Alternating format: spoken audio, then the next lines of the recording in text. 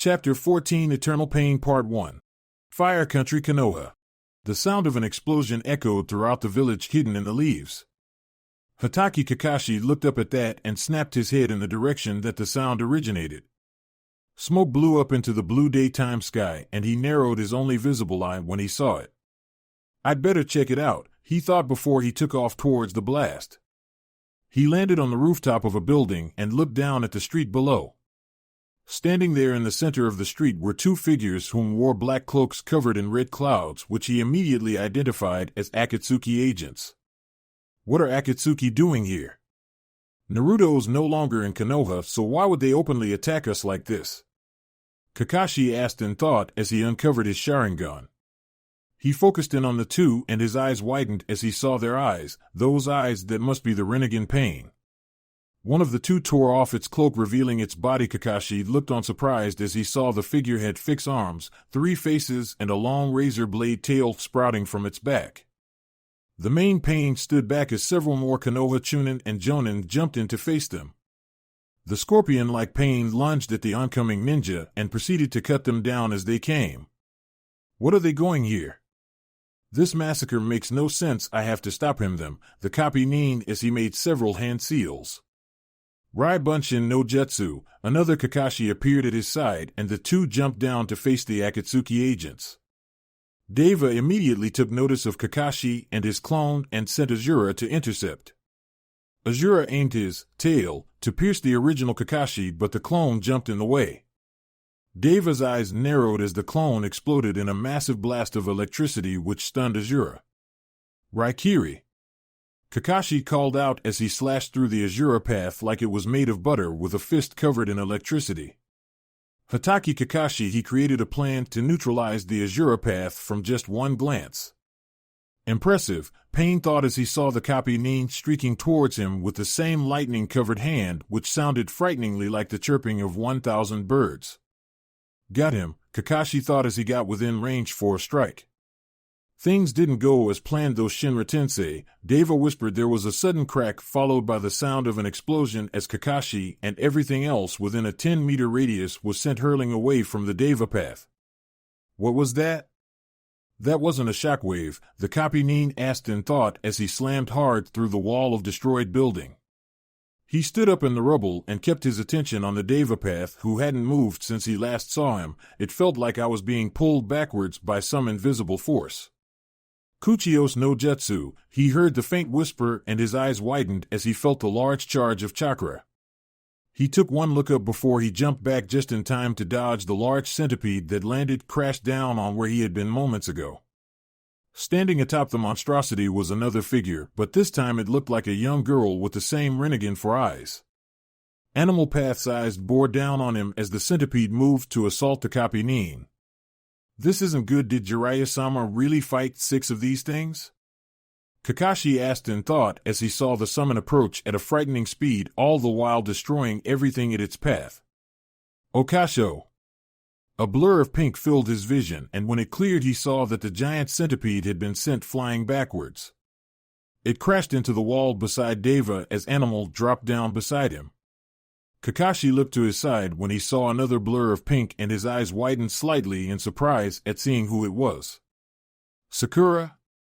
He asked, seeing her keep her eyes on the centipede she had just hit. You shouldn't be here, he told her. I know. I was on my way to the hospital when I saw that thing's charging at you. What the hell's going on anyways? Asked the pink-haired Chunin. I'm not sure why they're here though. I think they're after Naruto, Kakashi stated while keeping his attention on the multi-man Akatsuki member. Naruto? Sakura asked, not getting it. Think about it, Naruto loves Konoha even if he can't return here willingly without getting into trouble. Attacking Konoha is a sure way to get his attention, Kakashi explained. You mean they're using us? Asked the pink-haired Chunin in a near shout. Kakashi nodded in reply, I believe so. Sakura, I want you to go to the hospital right now. I'll handle things here. You're needed there, especially with the increasing casualties from Pain's attack. Sakura nodded and waved as she jumped away. Good luck. Kakashi nodded grimly as he saw the main Pain hold up his open hand towards him. Now what? Bancho Tenin, Deva said as Kakashi suddenly felt himself being pulled towards the three panes. He can attract things as well now, I get it, he's manipulating gravity, the copy Nin realized in thought as he threw out a wire which grabbed hold of the nearby post, thus keeping him from falling towards Pain. A fully repaired Azura Path stepped forward and brought his arm up towards where Kakashi now stood just as the giant centipede disappeared in a poof of smoke. Now what? Kaiwan no Haya, came the whisper just as Azura's fist shot towards the copy Nin. This can't be good, Kakashi thought as he jumped to avoid the hit. Three builds seemed to collapse as the fist slammed into the ground where Kakashi stood a moment ago. Note to self, avoid that at all cost. Kuchios no Jutsu, Animal said as she summoned what looked like a giant rhino. Not again, Kakashi thought as he jumped to avoid the oncoming force of nature. Just then Azura appeared behind him. When did he get so close? The scorpion-like Pain grabbed him with one of its many hands and made to pierce him with its tail. Damn, he's got me. Futon Hein, there was a blur of black and white as the hand which held Kakashi was suddenly cut clean off of Azura's body. Azura pulled away just in time to dodge a large red ball of fire which impacted where he stood a moment ago, Katan Gokaki no Jutsu. Just then Kakashi saw Asuma and Ebisu drop down beside him as the Azura Path regrouped with the others. Kakashi sighed in relief at seeing the reinforcements and turned his attention back to the Akatsuki members. Thank God we're not too late, Asuma said. You don't look too good, Kakashi, Ebisu commented, seeing the copy Nin's condition.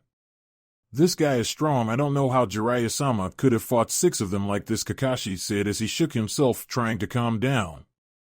I don't think we should drag this out, the smoking Jonin said as he started making hand seals and they exhaled a large black cloud of smoke at the Akatsuki members. Katan Heizukisho, Asuma exclaimed as he tossed the cigarette he was smoking a moment ago into the cloud. Shinra Tensei. Just as the cigarette ignited the cloud, it was suddenly dispersed in a deafening explosion and left the 3 panes unharmed. What did he just do? Asuma asked, narrowing his eyes at where his jutsu was used a moment ago. It's the main body's jutsu. He can control gravity to some extent, Kakashi answered. He then continued while not taking his eyes off of the 3 bodies. It seems he is able to use it for both offensive and defensive strategies. Watch out! Asuma shouted as one of Azura's arms seemed to open and launched a volley of medium-sized missile-like projectiles at them. The 3 Jonin jumped out of the way, but the missiles seemed to track them. I have to dodge. Explosions littered the streets, creating secondary explosions through several buildings, causing them to collapse. Asuma and Ebisu landed on the upturned ground and tried to balance themselves again. Just then they heard the distinguished thuds of a large creature barreling at them and turned just in time to avoid Pain's summoned rhino which was trying to run them over. When Ebisu got his bearings again, he made several hand seals and exhaled a large ball of fire at the rampaging creature, Katan Gokaki no Jutsu. The fireball hit its target, but the rhino appeared to just shrug off the attack like it was nothing. This is no ordinary summoned creature. He turned his attention back to the 3 bodies of Pain, or should I say 2, where's the 3rd one? He got his answer when he suddenly felt something sharp pierce his shoulder from behind. Just as quickly as the blade went in, it was pulled out, and he fought the Pain just enough to turn around. His assailant, the Deva Path, grabbed him by the neck and lifted him off his feet with shoulders still bleeding. Deva stared at him for a few moments before turning his attention on Asuma. Damn it, the smoker gritted under his breath and dashed for while channeling chakra into his 2 knives. Futon Hein, he said as he made to slash the main Pain. Deva, however, saw it coming and lifted his unoccupied arm up towards his attacker and whispered. Shinra Tensei, Asuma's eyes in surprise as he was sent flying backward. He crashed hard into a patch of uplifted ground with a deafening explosion filling the air. Impressive, but you are simply not good enough. Deva looked around searching for the last of the 3 Jonin but found no one. Where is the copy Nin? I know he was here a moment ago. Raikiri. Animal turned quickly as she heard the shout. The moment she did, however, she was suddenly cut down with a fist encased in electricity. That's 1 down.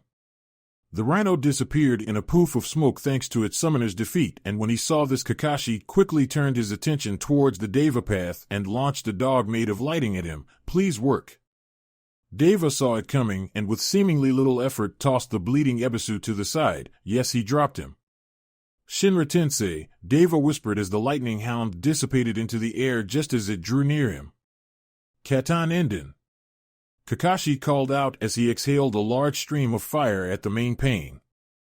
Deva dodged to the side, but Kakashi was already in motion and make hand seals as he went. Kage Bunshin no Jutsu. 3 shadow clones appeared at his side, one charged straight at Deva, another charged at Azura, and the last dashed towards where Ebisu was tossed to. While this happened, the real Kakashi pushed a massive amount of chakra into his feet and jumped high into the air, which was unnoticed by the 2 pains. The 2 clones that were sent to confront the 2 pains were easily dispatched within moments, however, but Kakashi didn't care as he touched back down right behind Deva. Raikiri, Kakashi whispered as he lunged to pierce the Deva path, knowing that Pain hadn't realized he was there. However, before the attack connected, Deva ducked forward to avoid the attack without even looking at it or him. What? How did he know I was there, or that I was attacking him like that? That's when he caught sight of Azura standing off to the side staring at him intently. Can he see me using different bodies? Deva turned swiftly and pulled out one of his chakra disruption blade's transmitters. Kakashi didn't have time to react as he suddenly felt the weapon pierce his shoulder and he was pushed back up against the wall. He gritted his teeth in pain, and when he channeled a bit of chakra to free himself, he suddenly felt very cold and could see a pair of shadowed Rinnegan eyes in his vision. What is he doing to me? Kakashi thought as he struggled, but felt more of his strength leaving him with every passing second. Deva suddenly pulled the blade out and stepped back quickly. Now what?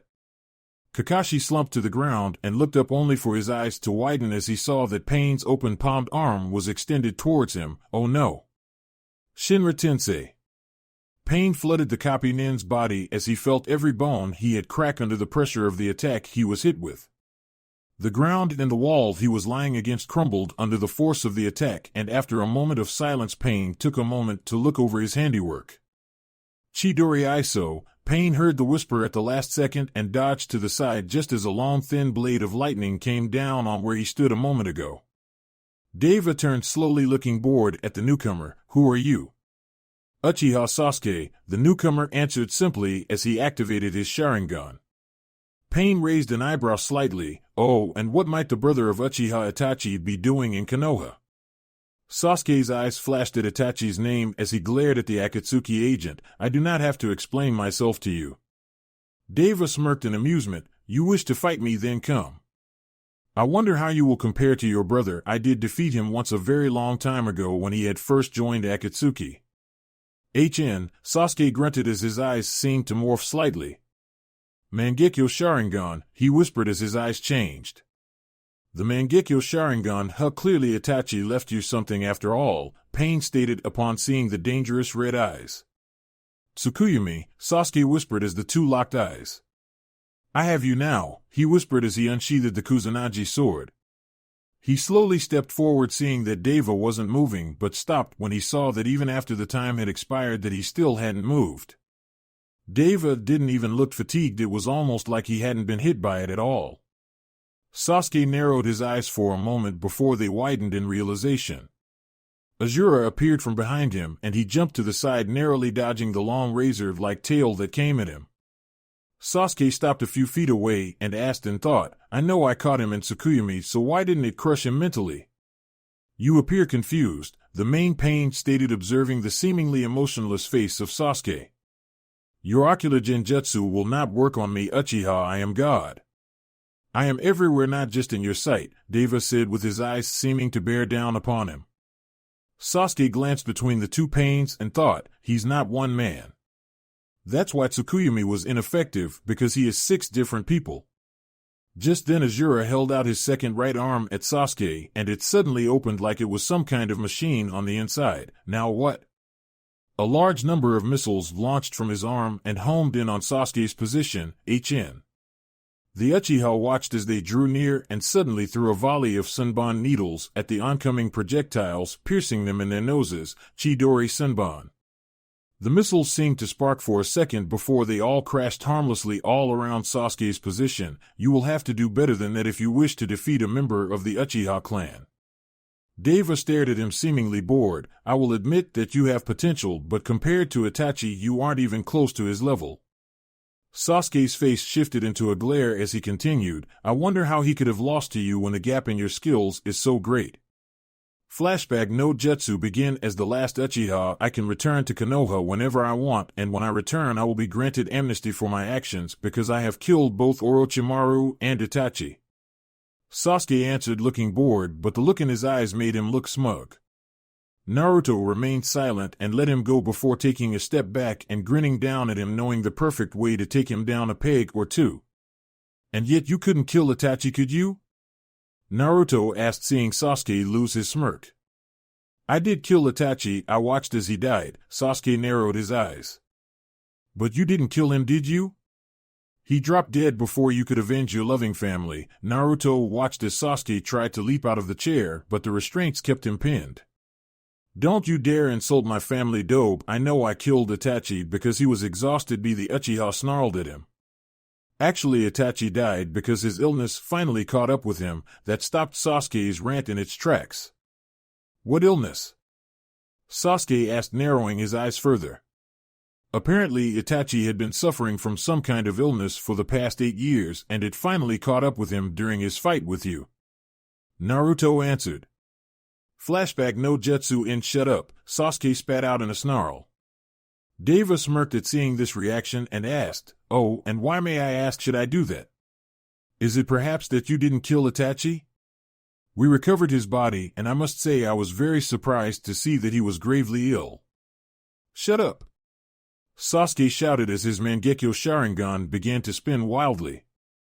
Amaterasu, he whispered as he unleashed a massive blast of black flames at the Deva path which blanketed the entire area around them. Shinra Tensei. The black flames were suddenly and violently snuffed out by the force of gravity. Deva stood seemingly unharmed and staring towards him with a neutral expression on his face. What kind of jutsu was that? It cancelled out Amaterasu like it was nothing. Why couldn't I copy that jutsu? Is it a part of the Rinnegan?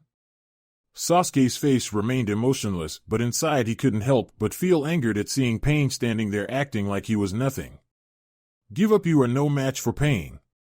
You are no match for God, Deva spoke with his voice echoing across the street. This only seemed to anger the Uchiha more, who then started making numerous hand seals. I don't have much chakra left, but I won't let him humiliate me or my clan like this. He took a deep breath and brought his hand up to his mouth in the shape of and-oh, Katan Guryuka no Jutsu. Pain raised an eyebrow at seeing his opponent breath out 2 large dragon heads of fire towards the sky. Why is he launching them up at the sky? I am over here, so why would he do something like this? A smirk graced Sasuke's face as he narrowed his eyes at the Deva path. What I just did was use a jutsu specifically designed to create a lightning storm by heating up the atmosphere itself. When this happens, the natural lightning in the area becomes concentrated, and when used as a Raiten jutsu it becomes unavoidable and deadly. This is an S-rank jutsu from Kumo. Hanzo used it on me, if I remember correctly, during our battle, but he never told me where he learned it from. It's only taught to a select few, so how does this child know it? Pain asked in thought as he saw Sasuke channeling lightning chakra into his hand. Raiten Kirin. Shinra Tensei. Suddenly a large dog-like monster made of lightning shot down from the sky and crashed down on where the 2 Pains were standing with a loud roar. But just as suddenly as it appeared, it disappeared in as if it were blown away by some unknown force.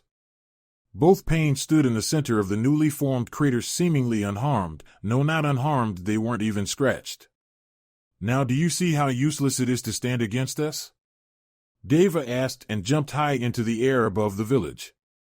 Now what's he doing?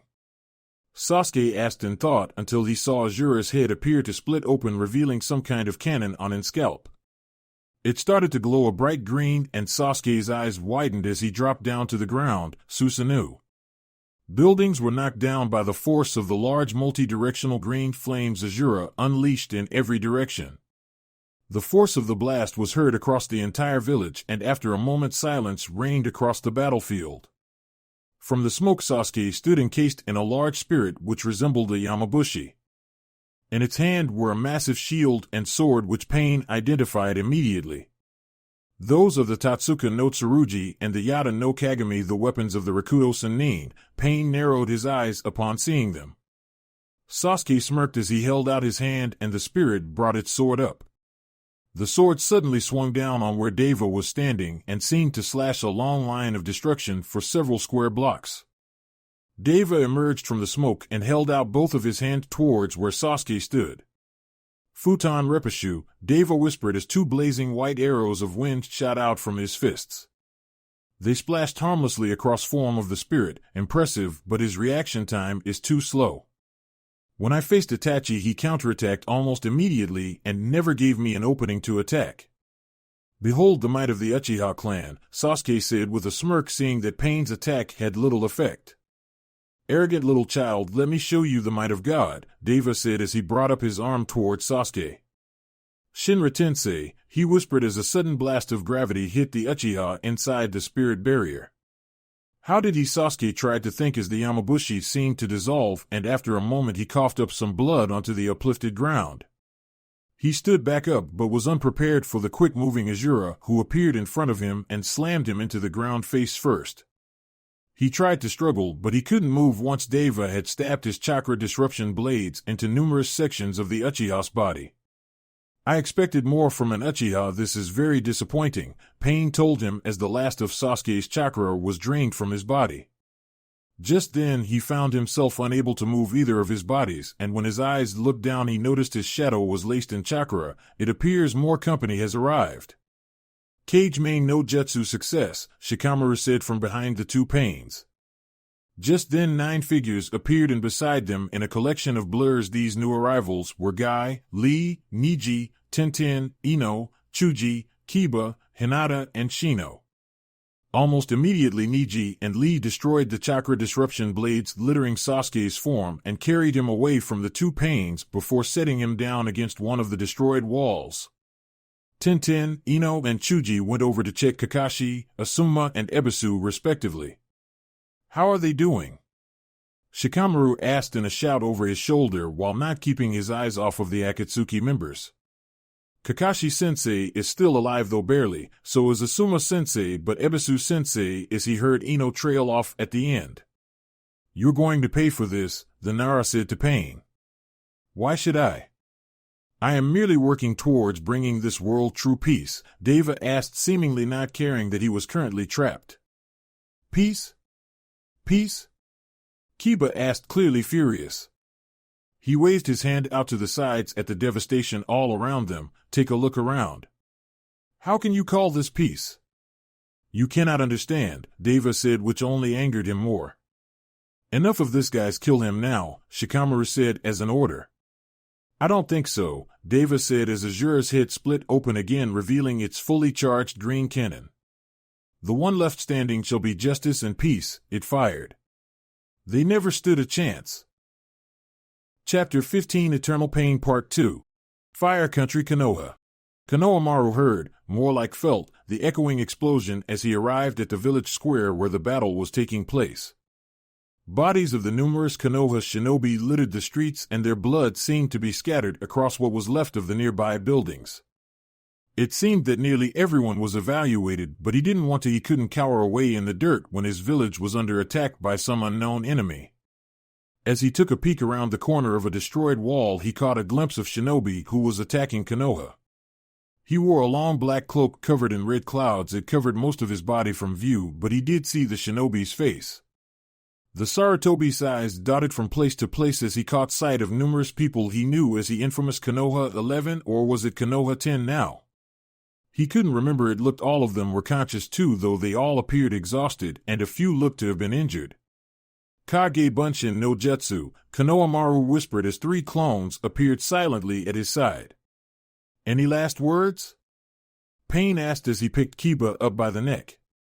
Go to hell, the Inuzuka growled out as he struggled. Deva didn't reply as he made to stab him through the heart, only to stop within mere centimeters as Konohamaru jumped out of cover towards them. However, Azura suddenly appeared and grabbed the boy with his many arms. Deva paid the Sarutobi no heed as he turned his attention back to the one he was about to kill. That's the grandson of the Sandaime Hokage. What's he doing here? He's only a genin. Niji thought as he tried to stand with the help of a building support beam. I have to save him just like you would do, Guy-sensei, Lee thought as he stood and looked over at his teacher and surrogate father's now lifeless form. He turned away to concentrate on the job at hand and not be overwhelmed by tears. I won't fail, Guy-sensei. Just then, however, something very strange happened. Two figures burst from the ground directly beside Azura. It was Konohamaru and a shadow clone. The Konohamaru in Azura Path's hand suddenly disappeared in a poof of smoke, indicating it was a clone as well, which surprised everyone nearby, including Pain. The shadow clone started channeling chakra into the original's hand, and before Azura knew it, a ball of constantly spinning chakra was suddenly buried into his chest. Rasengan. Konohamaru called out as Azura was blown back and crashed hard through a half-destroyed wall. Wow, when did he learn that? Kakashi thought as he tried to sit up against the destroyed wall. That jutsu, Sasuke thought in anger and slight revulsion. This child is not a genin, Deva thought as tossed Kiba away with one arm and turned his attention to the young Sarutobi. I am Pain, the leader of the Akatsuki. Who are you? He asked. I'm a genin of the Sarutobi clan named after this village. I am Sarutobi Konohamaru. And don't you forget it. Konohamaru declared as he quickly made several hand seals. Katan Gokaku no Jutsu. He exhaled a large ball of fire at the Deva path. Shinra Tensei, Pain said as he sent a blast of gravity to obliterate the fireball with nothing more than a wave of his hand. The result, however, sent dust across the area between them, which Konohamaru used wisely, Kawarimi no Jutsu. The Sarutobi disappeared in a poof of smoke following the jutsu. Please let this work. You should know the Rinnegan allows me to track your jutsu, Sarutobi Konohamaru. You cannot hide from me, Pain stated as he turned to the building Konohamaru had moved to and was clearly hiding in. He raised his hand towards the building and whispered, Bancho Tenin. The whole building seemed to implode by some unseen force, leaving nothing but rubble in its wake. From the rubble, Konohamaru shakily stood and sent a glare at the Deva path. Bancho Tenin, Pain said as the boy suddenly found himself being pulled towards the Deva path. Before he could react, Pain grabbed him by the neck, held him up high. Do you now see how hopeless it is to oppose us? Kiss my ass, Konohamaru said just before he poofed out of existence. Pain stepped back in surprise. That was a clone? He looked up quickly, having sensed chakra being used, and caught sight of a large ball of fire descending on his location, Katan Gokaku no Jutsu. Shinra Tensei. Pain called out as he destroyed the descending. Then, however, the real Konohamaru dropped down in front of him with another spinning chakra ball in hand. There is not enough time to recharge. Rasengan. The genin called out as he slammed the jutsu into Pain's chest. The Deva path was blown back with great force before crashing hard into the rubble of an already destroyed building. I knew it. This statement surprises the gathered Konoha shinobi in the area and Pain himself. The jutsu you're using to negate my attacks needs time to recharge between uses. I'd say it's about 5 seconds per gap. Did he just figure out how to get past Pain's jutsu? Kakashi thought in shock. Just then the Deva path emerged from the rubble, seemingly unfazed by the attack, but it was clear he had suffered some damage. He shouldn't be standing after a hit like that. How are you? The genin trailed off at seeing his opponent seemingly unharmed. Impressive, but I am God. People like you are very rare individuals. You are one of only a few people to have actually been able to land a blow on the Deva path, Pain stated as he walked out of the rubble without any difficulty. Had your jutsu been using more power, it would have surely destroyed this body, but sadly that feat is beyond you for the moment, he said as he raised his hand in preparation for an attack. However, before he can do anything, a pink blur appears beside Konohamaru. Reinforcements? Sakura Nekin? Konohamaru asked as he saw who it was. All of the critically injured at the hospital have been healed, so I left the doctors to treat the rest of the patients while I came to help, Sakura explained as she looked over at Pain. Though against someone like him I'm not sure what I can do, she thought as she saw him. I shouldn't play around any more than I already have, Pain thought as he turned away from the two and looked off towards the Hokage Tower. He leaped away before anyone could stop him. I wonder if she will recognize me. Where's he going? Konohamaru asked, seeing their opponent flee. I don't know, Sakura admitted and turned her attention to the large number of wounded Konohamaru ninja in the area. Long time no see, Tsunade. The voice caught the attention of the Hokage and the four Umbu on the roof of the Hokage Tower. They turned swiftly and saw that it was indeed the man they feared. Pain, you're the only one left of the legendary Sannin. You're that kid, Tsunade whispered as she recognized the face of the Amigekuru War orphan. I've wanted to talk to you for quite some time now, the Devapath stated as he stared the five down. Why are you here? The Hokage asked as she narrowed her eyes at him. I am here to draw out the Kyuubi and the Nibi, of course, Pain answered with an almost mocking tone. This of course angered the assembled Umbu. You mean you're using us to get to him? Snarled one of the Umbu. I have captured almost all of the Jinchuriki, only 3 remain, Pain stated, lowering his head slightly. The shinobi villages have lost the power that the Biju bring them. Your peace results in violence towards, he continued. I won't say that everything Konoha has done has been right, but I won't accept your way of doing things either, Tsunade said, bordering on shouting. Watch what you say, this is your only warning from God, Pain said with a slight glare. You'll never get what you want the most, Tsunade spoke simply. The Devapath simply stared at her for a few moments before asking, and why is that? Tsunade let a smile cross her face as she spoke, Naruto is strong, he'll beat you. Pain's face remained impassive, don't make me laugh.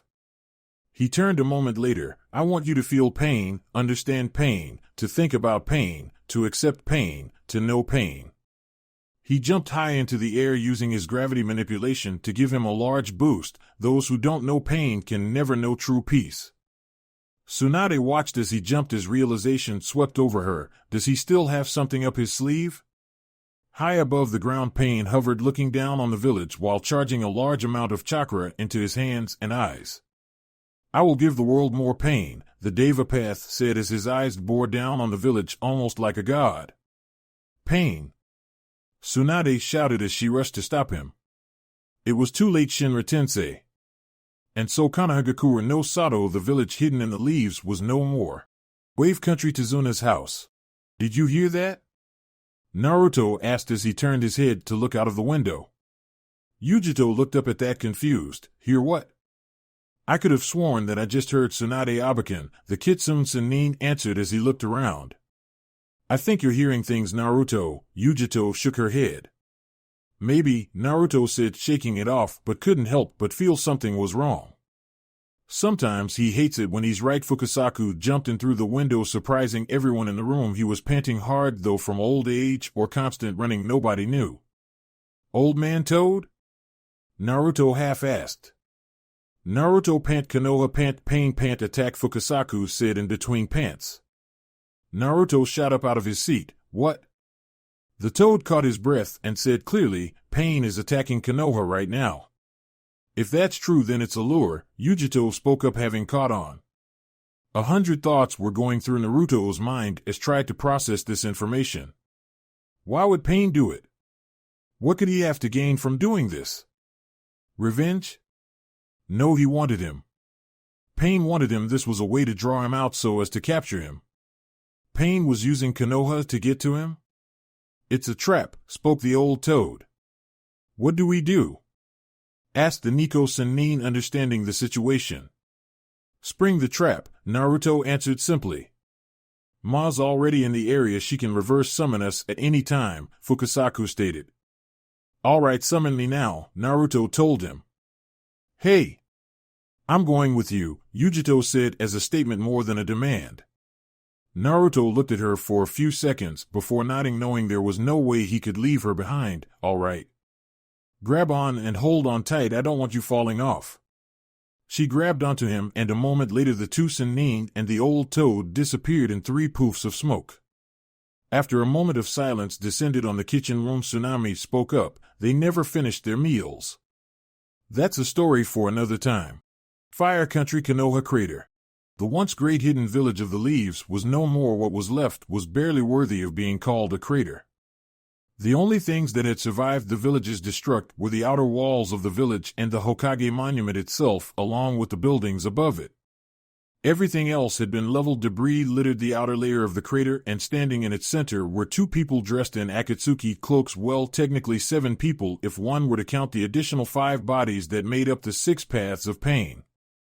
Shikamaru groaned as his teammates pulled him out from the rubble. He sat back against the upturned stone and tried to fight down the pain in his tight leg. Great, his leg was broken just great, and when things couldn't get any worse. "Are you okay, Shikamaru?" Chuji asked as Ino started to work on his leg.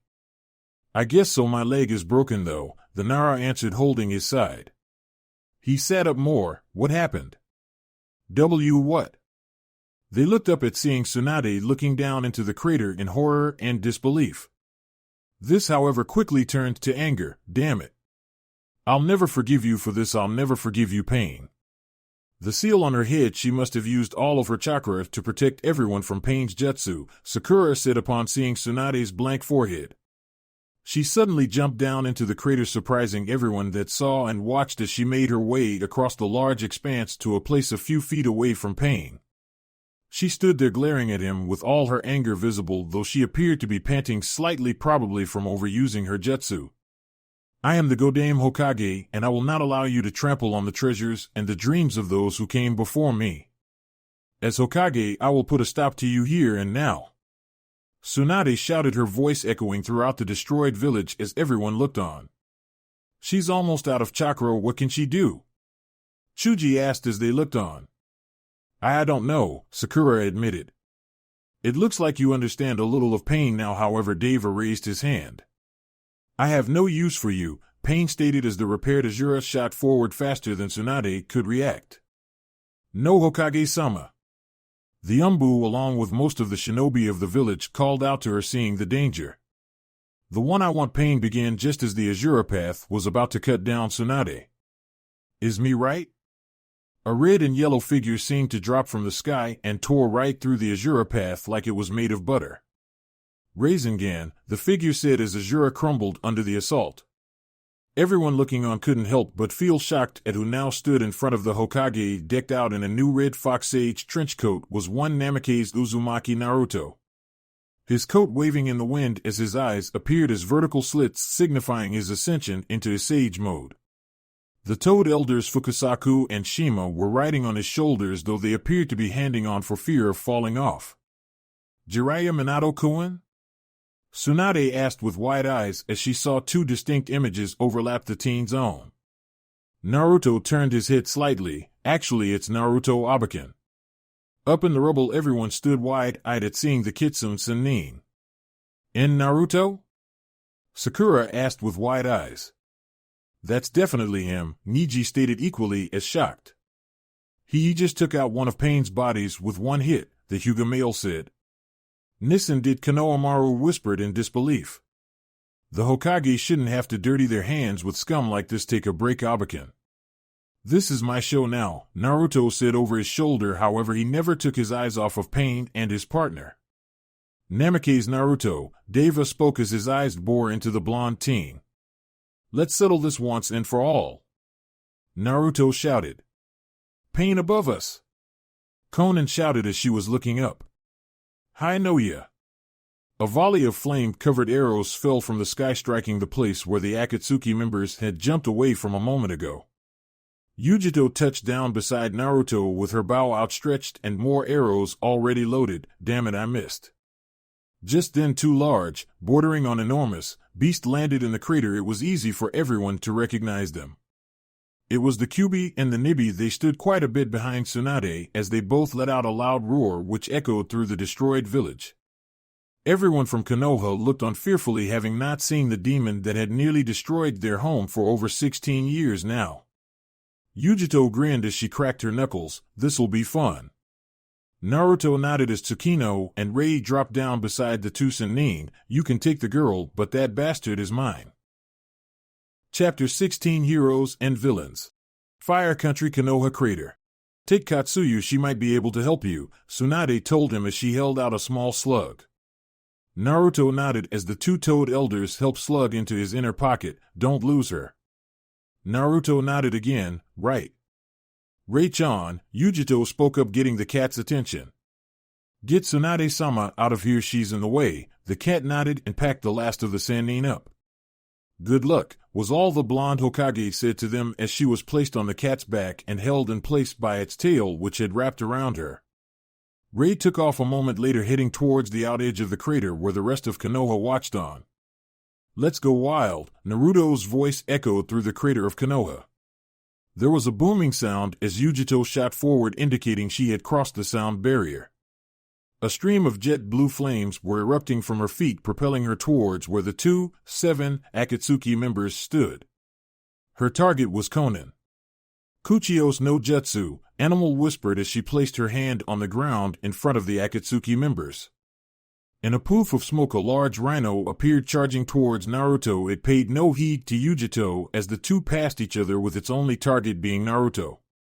Konan, Pain said as he saw the Nico Sannin approach. The blue-haired beauty nodded and jumped as she sprouted paper wings from her back. Hi Noya, Yujito called out as she let loose a flame-covered arrow at the female Akatsuki agent. She evaded but was unprepared for the follow-up attack at close range, Kaizuki. While the two females were going at it, Naruto and Pain stood staring each other down across the battlefield. The rhino was still bulldozing towards Naruto, but he never took his eyes off of the Deva path. When the rhino was about to hit the blonde teen, Tsukino slammed into the side of the massive beast and knocked it away. A large amount of chakra began to gather at the fox's mouth as she jumped high into the air. Gabiko Imari, the fox declared as the ball suddenly exploded downwards and hit the unsuspecting rhino. It struck the creature in its back and exploded downwards in a brilliant destructive of light. Needless to say, the rhino was completely destroyed, and the place where it stood no longer existed, now being just a hole in the ground going straight down. The hole was about 10 meters wide, but the drop was just 3 miles if anyone were to try and climb down into it. Deva Path watched what had happened to his rhino through narrowed eyes, and a split second later Animal slammed both of her hands down on the ground, Tsuin Kuchio's no jutsu. 2 poofs of smoke soon followed, accompanied by 2 large creatures charging out of it towards the Kitsune Sannin. One was a dog while the other was a ram. Each of them was the same height as the rhino, and they were both barreling at him. Fukasaku and Shima then jumped off from Naruto's shoulders in unison, kept their eyes on the summons. Senpo Kawazunaki, they said as their voices echoed through the air, piercing the eardrums of both summons. Naruto shot forward between the 2 now dazed creatures and charged towards where Pain stood. Just then Kyubi and Nibi shot forward, also intent on destroying the 2 summoned creatures. They wrapped their tails around the disoriented 2 and flung them high into the air, all the while charging their respective attacks at their mouths. Kyubiko Imari. Kyubi roared as the chakra sphere at its mouth exploded at the dog creature. Nikomata Gukakyu. Nibi exclaimed as the ball of pure fire accelerated upwards at the giant ram. The 2 summons were instantly vaporized in the skies above Konoha. Naruto slapped the whirlpool symbol on the back of his wrist, and instantly his sword flashed into existence. He grasped its handle as he drew near. Pain Deva hadn't taken his eyes off of him during the entire confrontation between their summons, and so easily dispatched his Preta path to intercept him. As Naruto and Preta drew nearer to each other, time seemed to slow between them until Naruto disappeared in a poof of smoke, surprising Pain, who hadn't taken his eyes off of Naruto's form since the fight began.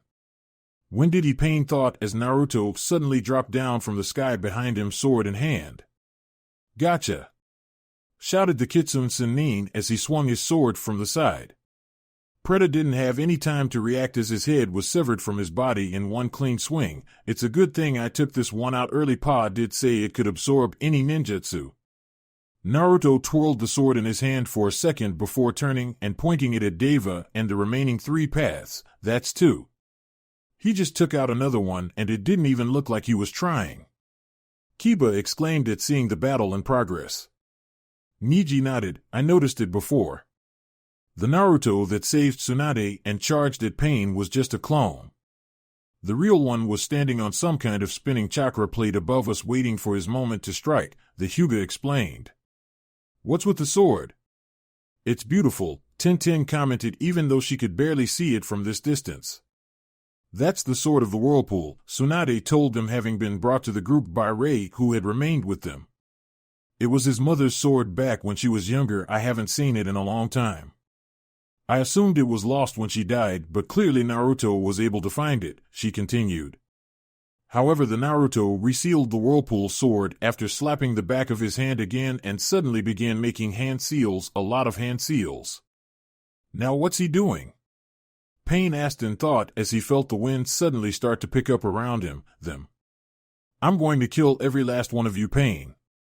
Naruto shouted as he brought his hands to his side, and suddenly a ball of wind began to form in each of his palms.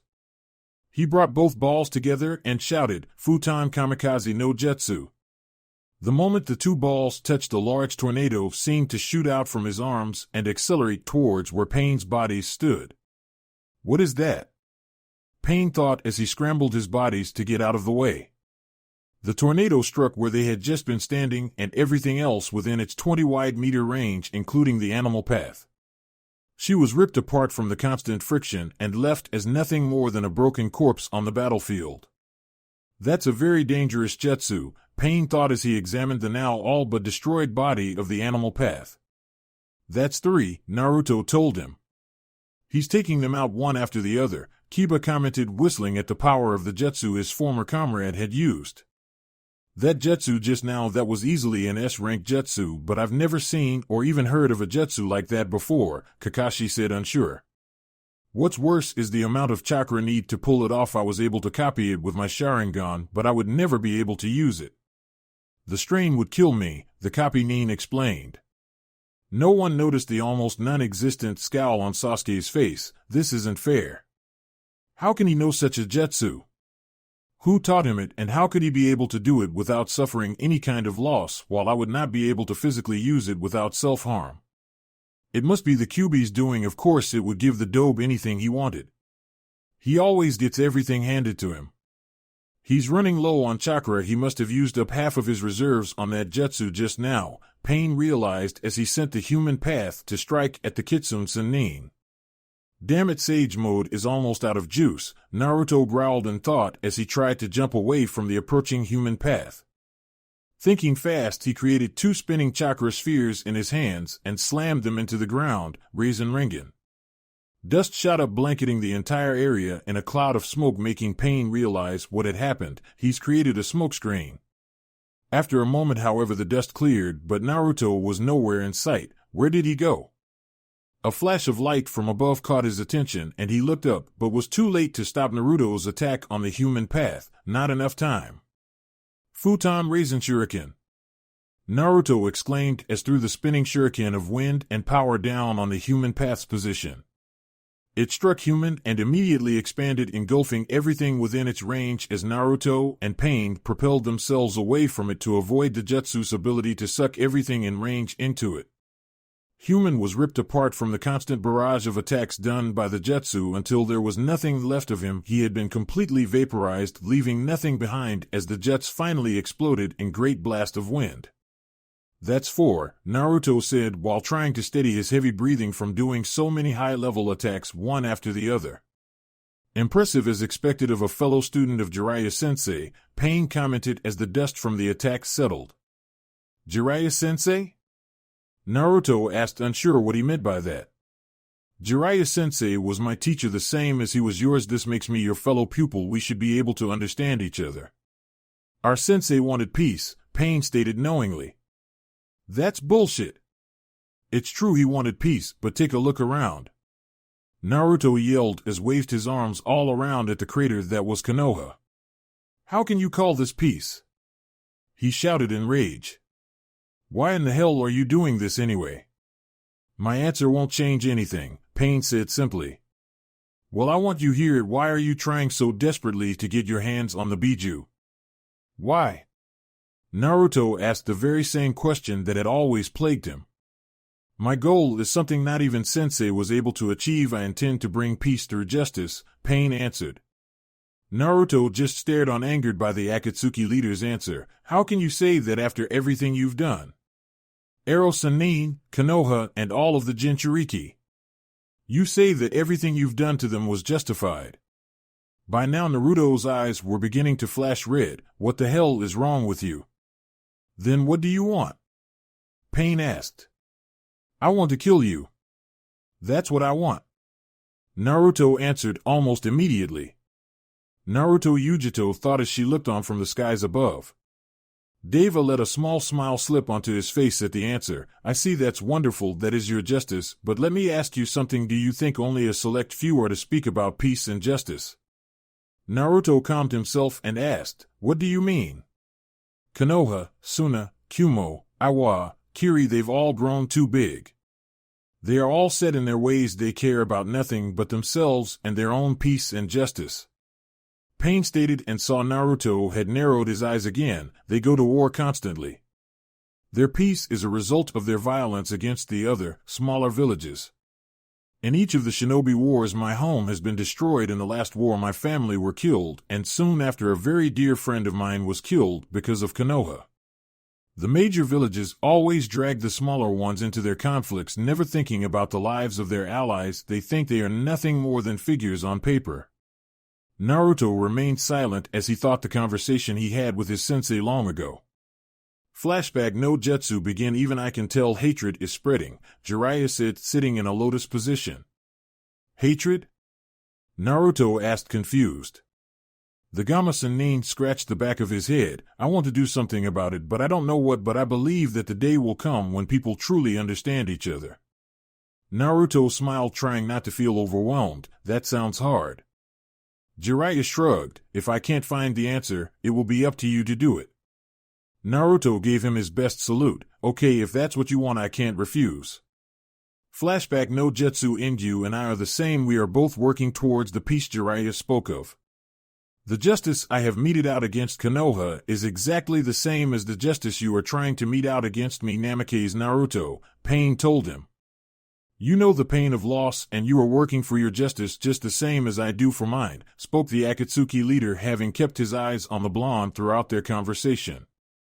People are driven to revenge in the name of justice, and so it becomes a chain of hatred. If you read a bit of history, you will know that whatever the future brings, people will never understand each other. The shinobi world is ruled by hatred. How can you possibly bring peace when the world is consumed by hatred? Naruto closed his eyes for a moment as he thought on his answer. I don't have an answer, not yet, but I will. That's a promise. You are foolish. I created Akatsuki in order to gather the Biju and turn them into the most powerful weapon in existence, Pain stated, surprising Naruto and everyone who was listening. This weapon will allow me to break the chain of hatred. This weapon will be far more powerful than what I used to destroy Konoha. It will be able to destroy an entire nation in an instant. When it is used, the world will know true pain, and the fear caused by the weapon will bring stability to the world. That's not peace. That's nothing but using fear to control people. Naruto shouted in rage at such an idea. And yet it will stop people from fighting. It will break the chain of hatred for a time. Then once the pain is healed, people will begin fighting again. This time, however, they will use the weapon themselves, and so it will continue for the rest of time. That is my wish. Can you see peace? Pain's eyes seemed to bear into him. You're clinging to one twisted sense of peace, bastard, Naruto growled as he made a hand seal. And you're really starting to piss me off. Kage Bunshin no Jutsu, two clones popped into existence beside him. A few seconds later, they had already channeled the chakra needed for his jutsu, Futon Raisin Shuriken. Deva narrowed his eyes as he saw the chakra shuriken sail towards him through the air. Just before it hit, however, a completely restored Preta path jumped down directly in between Deva and the jutsu. It took a few seconds before Preta completely absorbed the Raisin Shuriken, but nevertheless Pain's plan worked. However, he missed crucial detail. The Naruto he had been talking to was a clone, which he realized when it poofed out of existence. The Naraka path suddenly looked up at the sky and was unable to dodge the oncoming attack Naruto had sent at him. Sho Udama Rasengan. Sage mode deactivated. Needless to say, the Naraka path was defeated along with everything within 300-foot radius. Naruto came walking out of the smoke dragging the all but destroyed body. He threw it at Deva's feet and said with a glare, "For the record, that's 5 of you I've killed." "You say my piece is a lie, yet you do not have an answer yourself," Pain said, seemingly not caring that another of his bodies, and quite possibly his most valuable, had been destroyed. "You have done well to force me to go this far, however it no longer matters as I have already won this fight," said the Devapath. "Oh, and why's that?" Naruto said as he glared. "You're out of power," Pain said simply. It was true his Sage mode had shut down because of the high-level jutsus he had been using continuously since the fight started. That was the weakness of the Fox Sage mode. As soon as you ran out of power, it would shut down and you couldn't get it back until your natural chakra reserves could recharged. Chakra pills wouldn't work, so that left only one way to recharge the Sage mode. He couldn't use chakra while his Sage mode was recharging. That left him open to attack a lot. Yujito's cat Sage mode actually had the same weakness as well, but she didn't have that many chakra-draining jutsus in her arsenal, so she could remain in Sage mode for a lot longer than him. Anyway, back to the fight. Deva shot forward with 2 of his chakra disruption blades drawn and ready to gut him. Naruto made a hand seal, then remembered, "Damn, I forgot. I can't use any jutsu while I'm recharging." He groaned as he slapped his hand on the whirlpool symbol, thus releasing his sword. "All right then, I'll just have to improvise." "That sword won't help you here," Pain said as he lunged with both of his blades at the ready. Naruto parried the first strike and made to counterattack, only to find that his opponent had sidestepped and was bringing his other sword to stab his shoulder. Naruto twirled his sword around and narrowly deflected the blow as it came. Deva then tried to swinging both of his swords down on him in the shape of an X. Naruto brought up his sword into the center of the attack and held it back. "Your kenjutsu is impressive, however." Deva suddenly twisted on both of his swords, and with a screeching echo of metal move against metal as Naruto's whirlpool sword was forced out of his hands and sent clambering to the floor not too far away. "You still have yet to master kenjutsu," Deva said as he made to stab Naruto in the shoulder and disable him. Naruto's eyes widened. "I'm out of time." However, at that moment fate decided to cut him some slack. Sage mode reactivated Chuinpa no Jutsu. There was a flash of yellow as Naruto appeared behind Deva and delivered a monstrous headbutt to Pain's face. Deva was sent flying back before being left sprawled on the ground not too far away. That was a close one. Too close, he almost had me there. Thankfully, he had already thought up a new plan of attack and so made a hand seal, futon de tapa. Now what's he doing? Pain thought as Deva stood once again with Preta at his side. Naruto's jutsu had sent a cloud of dust across the area. He's not using the same plan again, is he? Hundreds of Narutos suddenly burst from the cloud and barreled towards them. What is he planning? Bunshin Daibakuha. The large number of clones shouted when they were close enough. They exploded a moment later, but Preta absorbed the blasts, but was unprepared for the real Naruto emerging from the ground below him while he was preoccupied by the clones with his sword in hand. Naruto sliced upwards, cutting straight through Preta's entire body in one clean motion. It fell a moment later as Naruto rested his sword at his side once more. Pant head, technically that's 6, Naruto said between breaths with a grin. He stood up straight and started making hand seals again, and now I'll finish it. He charged the 2 wind balls in his hand and brought them together, Futon Kamikaze no Jutsu. Deva gaze was unwavering as the large tornado came crashing at him. Pain. Shinra Tensei. Naruto held the jutsu for another 5 seconds before cutting off the power and let the jutsu die out. Dust and smoke had flooded the area between the two, and as more of it cleared, it left nothing but a large gouged-out terrain. When the last of the smoke cleared, the Deva path could be seen standing in the center of the gouged-out terrain. "Behold the might of God," Pain declared as he stood seemingly unharmed. "What the hell is he?" Naruto thought as sweat began to drip down his face. "Shinra Tensei," Pain shouted as he thrust out his hand towards him. Naruto was suddenly blown back by a seemingly invisible force and sent crashing into the far end of the crater's wall with a monstrous impact. What the hell was that? Naruto! Fukasaku shouted in worry. Kyubi! Nibi! Help him! Yujito shouted as she continued to dodge the numerous papers. We know. Kyubi shouted back as he made to slam his open paw down on the Akatsuki leader. Before he could crush him, however, Pain jumped high above the fox's head. Stay still, vermin. I've got him, Nibi said as she tried to catch him with her tails, but sadly missed.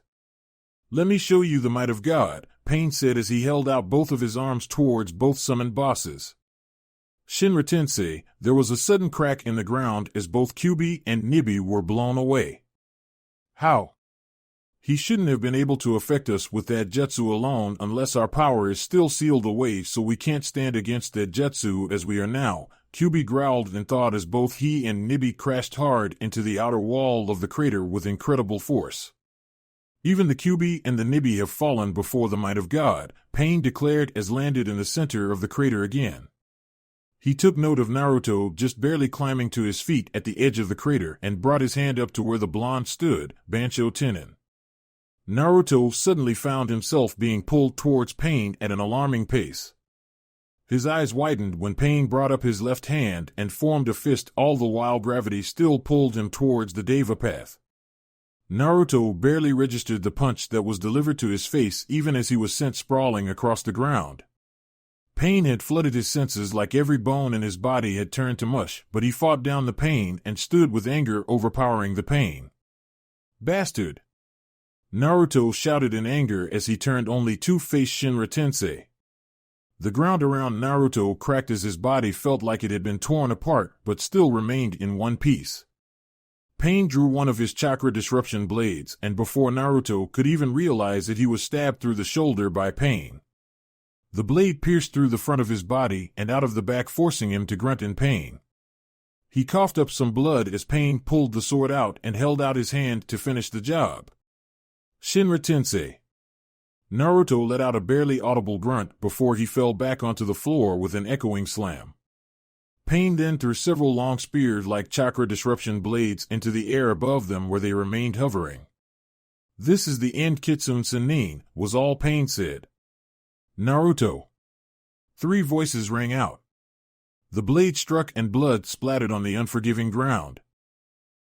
Chapter 17, Gods and Demons. Fire Country Konoha Crater. All was silent. Drip, drip, drip. What just happened didn't register in the minds of anyone that had been watching, or even Naruto himself. Yujito was standing over him. She was covering him. She had protected him from Pain's attack. She was bleeding a lot. Yujito! Naruto shouted as he fought down his own Pain and grabbed her as she fell. Pain's chakra disruption blades littered her body, but she didn't seem to mind. What the hell were you thinking? She smiled weakly up at him, as she coughed slightly. I couldn't let you die, not after everything you've done for me, she whispered. Why? He asked as tears began to form at the edge of his eyes. She smiled up at him. Idiot, cough cough. Are you really that dense, Naruto? It's because I fell in love with you, you reckless idiot. He didn't know what to say to that. Either beaten, I'm coming to you, Conan said to Pain. The Akatsuki leader nodded. I should be able to finish things here. Conan nodded and dissolved into papers, leaving the 3 alone in the crater. Yujito, come on, stay with me, Naruto said as her eyes slowly closed. Pain looked on and commented, this actually reminds me of when Konoha killed my parents for simply being home. Don't worry, she's not dead. I need her alive. She's one of my precious hosts after all. Shut up, Naruto growled as he laid her on the ground, removed the chakra blades. He stood shaking slightly with his shoulders moving up and down, signifying his stressed breathing. You'll pay for this. He turned swiftly and took a few steps away from her, with his eyes now having turned red. I'll kill you. Red chakra exploded from Naruto's body and wrapped around him. Pain's eyes widened slightly, having just realized that this was the first time he had seen any form of demonic power from either of the two. A column of black chakra consumed the area where Naruto stood, and just as soon as it appeared, it disappeared to reveal the silhouette of a 4-tailed demon chakra fox. It looks like his anger has triggered the fox's full powers, Pain thought as he narrowed his eyes at the demon in front of him. Do you hate me? He asked. Do you really think people can understand each other like this? He continued. The fox roared in anger. Oh shit, Kiba gulped when he saw the monstrous chakra fox. This is very bad, Sakura said, remembering the last time she saw Naruto like this. Where's Yamato? Kakashi asked, knowing his seal tags would be ineffective right now. He's on a mission with Sai and Anko, Tsunade answered as she gritted her teeth. Why now of all times? I must get Yujito-chan out of harm's way. Tsukino thought as hefted the Nico Sennin onto her back with her tails and took off towards where Rei and the Konoha 11 were at.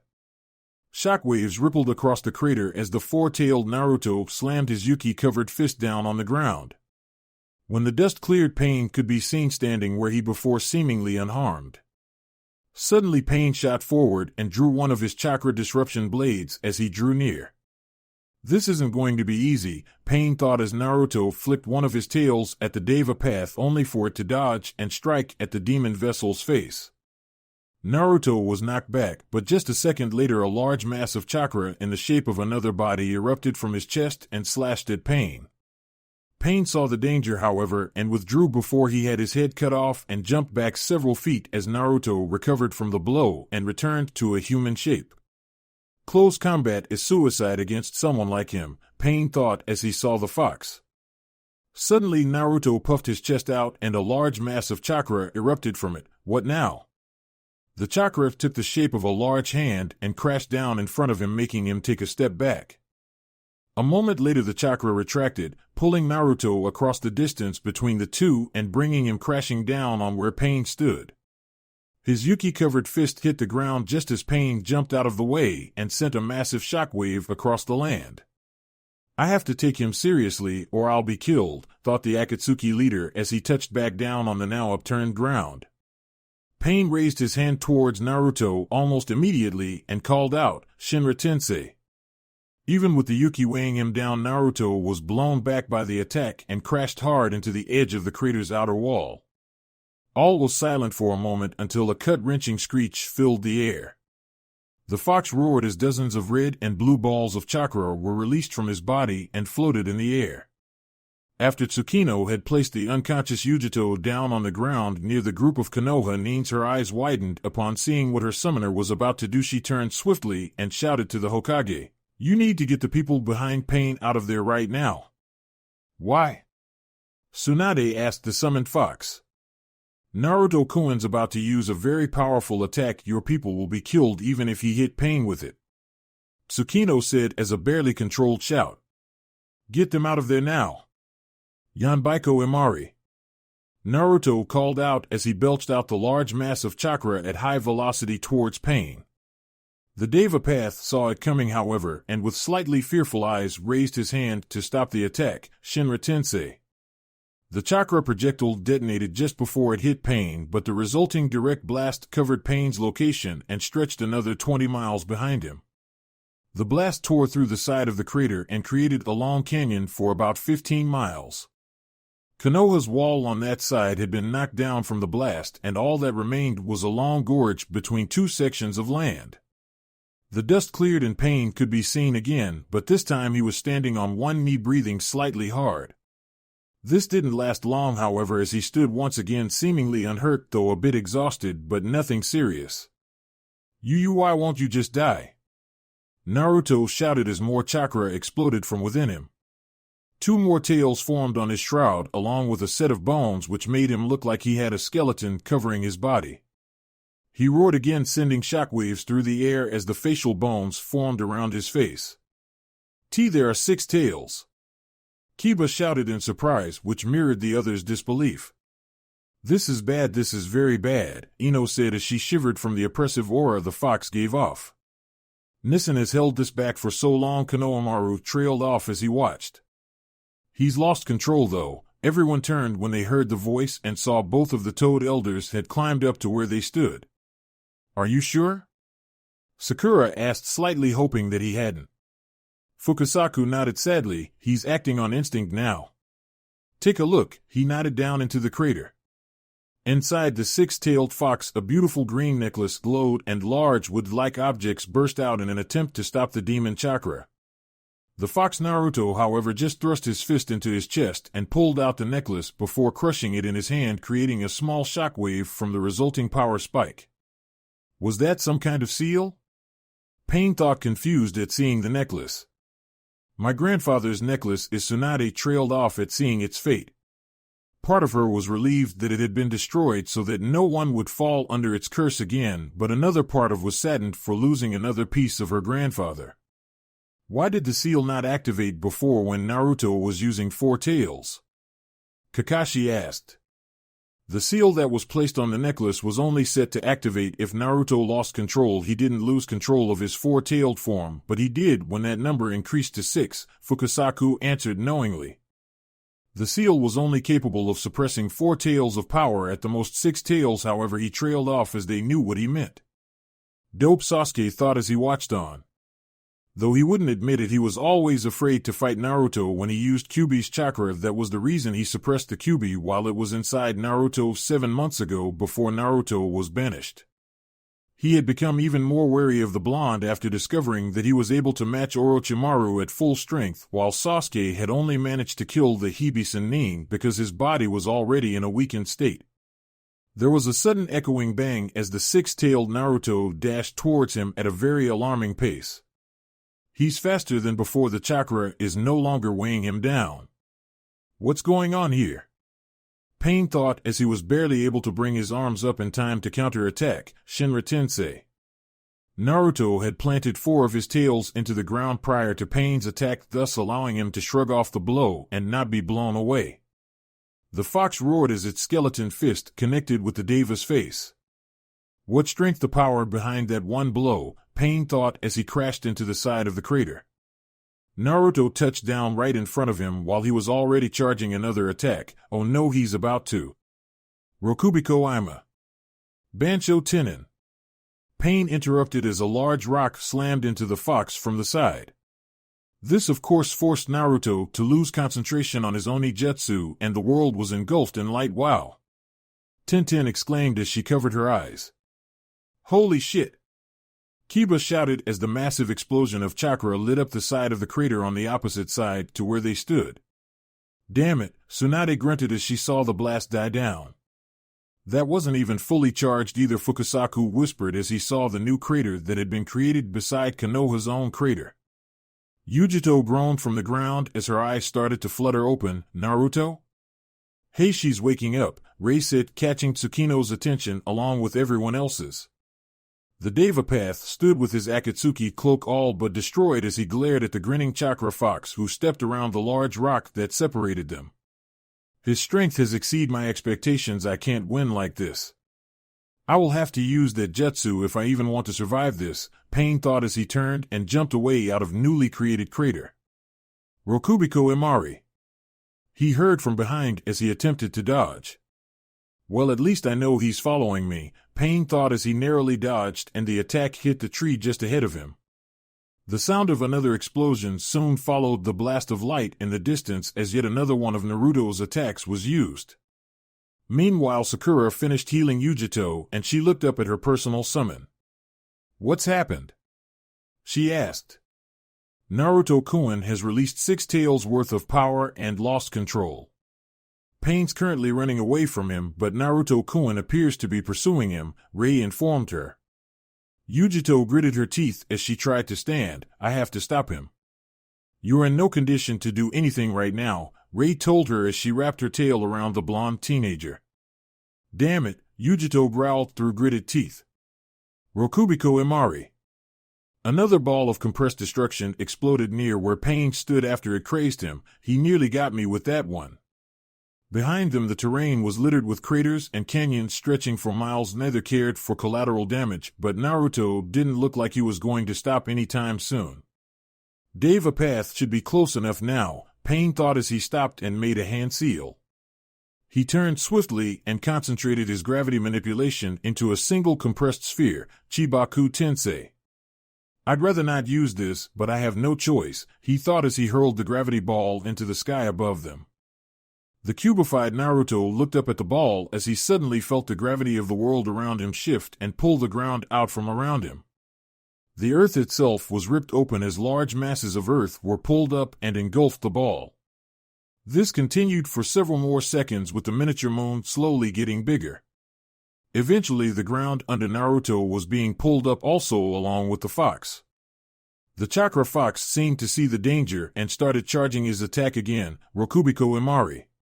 The chakra projectile hit the underside of the miniature moon and exploded in a torrent of light. However, it remained relatively intact and Naruto could do nothing as he landed on it. More rocks boulders came a few moments later and buried Naruto inside of the hole he had created for himself in the miniature moon. It's over, Pain thought, breathing hard from the strain of using such a high-level technique. Crack, the side of the moon seemed to explode outward slightly. That's impossible. Suddenly a large enormous fox with 8 tails burst out from the surface of the moon. He broke out of Chibaku Tensei with brute force. At this rate I'll have to create a bigger one. He caught sight of the fox charging another attack, though this time the chakra projectile looked a lot bigger. Oh no. Hachibiko Imari was all the warning he was going to get as the attack exploded downwards in a torrent of light. Shinra Tensei. Pain called out in hopes of surviving the blast. When the light died down, the land around Pain no longer looked like it was capable of supporting life. A line canyon stretched from where he had been standing all the way to base of a nearby mountain. The fox, who was still trapped on Chibaku Tensei, stared down on where Pain stood, shakily breathing hard. Unreal, Pain trailed off in thought as tried to maintain his jutsu. Suddenly, however, the fox stopped moving as its eyes became lifeless. What now? The fox closed its eyes as it began to glow slightly until it illuminated the sky with its light. Mindscape Shinigami Seal. Naruto was on his knees grabbing his head as the seal on his now bare stomach was distorted. Memories echoed through his mind with each passing moment, making him lose further control. You reckless idiot. Yujito, the water at his feet, was bubbling around him. Who would want this guy? He's a total idiot. He shakily stood as the water began to rise. Please, who would date this idiot? He's reckless, gets into more trouble than anyone I've ever met, and is a pervert. If it wasn't for the fact that he saved my life, I would have gladly remained in Kumo instead of staying with him on this crazy ride. He whispered as the memories flashed through his mind like images. Thanks for waking me, Naruto. So he said as under his breath as he sluggishly walked towards the seal. I couldn't let you die, not after everything you've done for me. Sorry, Naruto finished as he grasped at the seal paper on the cage. It's because I fell in love with you, you reckless idiot. Goodbye, he whispered as he took a hold and his arm was stopped. You shouldn't do that, Naruto, said one Namikaze Minato, who had grabbed the teenager's arm, preventing him from removing the seal. Dad? Chapter 18, Child of Prophecy. Mindscape Shinigami Seal.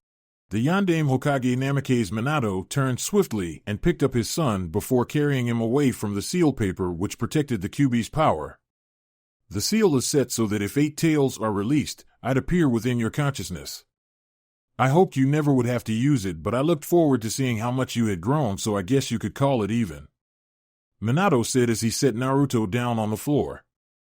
Dad? Naruto asked as he took a step away from the man. Minato nodded. Sorry about dropping in like this, but I can't sit back and let you ruin your life like this. Dad? Naruto trailed off, shaking his head slightly. He suddenly lunged forward without warning and buried his fist into his father's stomach. You idiot. Minato grunted in pain from the blow as Naruto seemed to burst into tears before him. Why did you have to seal the fox inside your own son? Do you know how much trouble it's caused me? I don't know whether to be happy or pissed off right now. Minato recovered after a moment and smiled sadly. The Yondaime sighed. Naruto, how old are you now? Naruto wiped the tears from his eyes as he sobbed out, 16. Minato smiled sadly. 16? I'm having a bit of trouble with that. To me you were just born this morning. He looked down slightly as he continued. I'm sorry, I've done nothing but cause you pain. Naruto had calmed down by now and wiped away the last of his tears. It's fine, I guess I just needed to get that out of my system. Minato just smiled at that. Yeah. Your mother was the same way, she'd hit me too for making things difficult. Naruto chuckled slightly, remembering his encounter with his mother's clone. As for the reason I sealed half of the fox's power inside you, I believed you would be able to use its power should your situation ever require it, and there's another reason. Naruto stared at him as he trailed off, trying to find the words. You mean because of Kyuubi's former summoner? Yeah, him, the one that controlled Kyuubi when he attacked Konoha 16 years ago. Minato nodded in confirmation.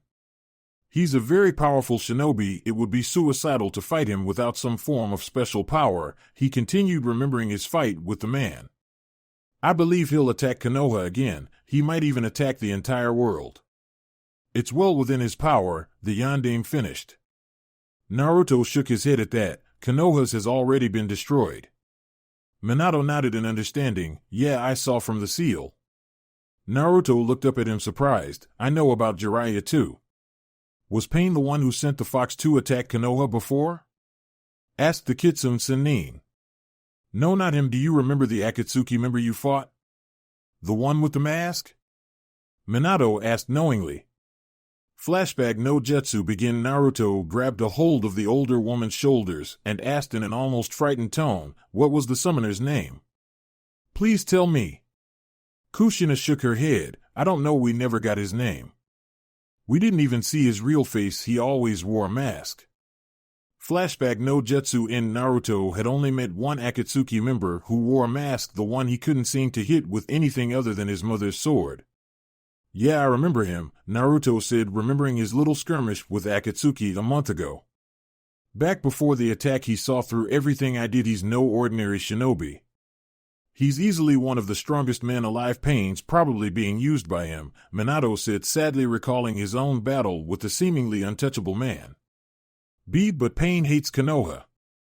His own village was destroyed the same way. Naruto shouted, trying to understand what he had been told. That's right, and Pain is being used because of that fact, Minato told him.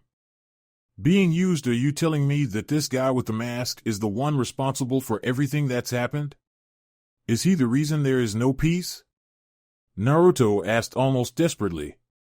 Yes, he's the one responsible, but it's people's hatred that is the reason there is no peace, Minato said sadly. Trying to save the things you love breeds war. As long as love exists, there will always be hatred, and ninjas will be used by that hatred. People's hatred will just create another creature like Pain. That's just the way things are, he finished.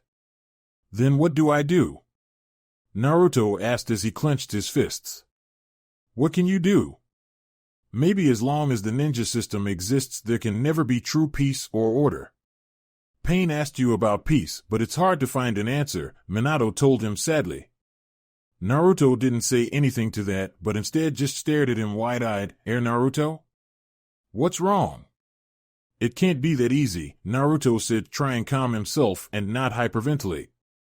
But to do something like that I would need the cooperation of every nation. The details would have to be hammered out completely with no gaps, but overall I think this plan of mine might actually work. Naruto calmed himself down and breathed. Naruto? Minato asked concerned. Dad, you're a genius, was the first thing the Sennin said, having turned back to his father. Minato raised an eyebrow in surprise. I am. Naruto nodded with a grin that threatened to split his face. You said that as long as the ninja system exists, there can never be true peace. Power corrupts after all, so what if there was no longer any need for ninja? What would happen then? Minato looked at his son in surprise as he answered. Well, ninja wouldn't be used anymore, and they'd just well fade. Exactly, Naruto said, grinned like a fox. Thank you, you just gave me the answer I've been looking for, Naruto said as he suddenly grabbed his father and hugged him. Well, okay, Minato said as the two pulled away and shrugged. Well, good luck with that, he said to his son. The only problem with it would be getting certain people to help. I'm not sure if Naruto was interrupted by his father putting his hand on his hair and rubbing it slightly. Minato looked at him with a smile, with his hand still on his son's head. You'll do fine. I believe in you, and I always will. Naruto grinned, turned into a small smile. You really think I can do it? Parents always believe in their children, Minato said with a grin. He brought his hand up to where the seal on Naruto's stomach. Now I have to be going, my chakra is fading. I'll restore the seal. You did a good job in finishing it, but you still need to work on controlling it better. I can only do this once. There will be no way to stop you if you lose control again. The seal was returned to normal in a matter of seconds as Naruto grunted in slight pain from the process. Konoha can be rebuilt, and so can the world. Minato smiled at him as he began to fade. I'm proud of you, Naruto, never forget that. He was gone a moment later. Dad, thanks. With closed eyes, Naruto's whisper echoed through the now silent room. He opened his eyes again with determination shining brightly in them. Let's go. Fire Country Chibaku Tensei. Naruto's vertically slitted eyes snapped open as he looked around to see where he was. Hovering over the forest below, he appeared to be standing on a large sphere. A crater covered a quarter of it, however, the part he stood on which was most likely from his recent usage of the eighth tail. He still wore his coat, however, having learned from the last time he used Kyuubi's chakra that only acid-resistant clothing were capable of surviving anything beyond the third tail. Did he find a way to control the fox's power? No, he just suppressed it, Pain thought as he looked up at the now shaking moon. He strained while holding up his hands, but it was useless. I can't hold Chibaku Tensei. This must be Pain's jutsu, Naruto thought as he felt the ground shake under him. It looks like he can't keep it up, he continued as the moon slowly dropped to the surface below a piece at a time. Oh shit, Naruto growled as the entire moon dropped to the ground and crashed with a monstrous echoing impact. He landed in a crouch on a makeshift hill unharmed. Am I in Sage mode? How? It should be depleted. I was out of chakra. Did I recharge it? When? Is he already in Sage mode? Pain thought as he caught his breath. He's stronger than I thought. I wanted to test the fox's power, but I never thought he'd be able to destroy Chibaku Tensei. Now I see how Kakuzu and Deidara were defeated by him, the Akatsuki leader thought as he pulled out one of his chakra disruption blades. I thought I was a goner. Katsuyu sighed relief as she climbed out of the coat pocket. What happened? Naruto asked as he looked to the side and saw the gouged-out terrain which appeared to be in the direction of where Konoha once stood. You did that in Demon Fox mode, Katsuyu replied, causing his eyes to widen and his breathing to pick up slightly. Did I? Naruto trailed off as he tried to calm himself. No one was hurt by your attacks, though you did appear to have pushed Pain into a corner, Katsuyu reassured him. Everyone is okay, it was pure luck though, the slug finished. Thank God, tears fell from Naruto's eyes as he smiled relieved. What about Yujito? Is she safe? He asked as he wiped away the tears.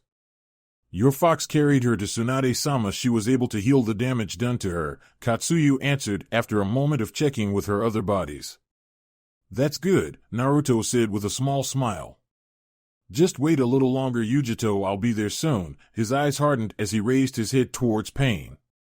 I think it's about time we finished this, Namikaze. Naruto, spoke the Akatsuki leader. I believe in you, and I always will. Do you understand pain a little now?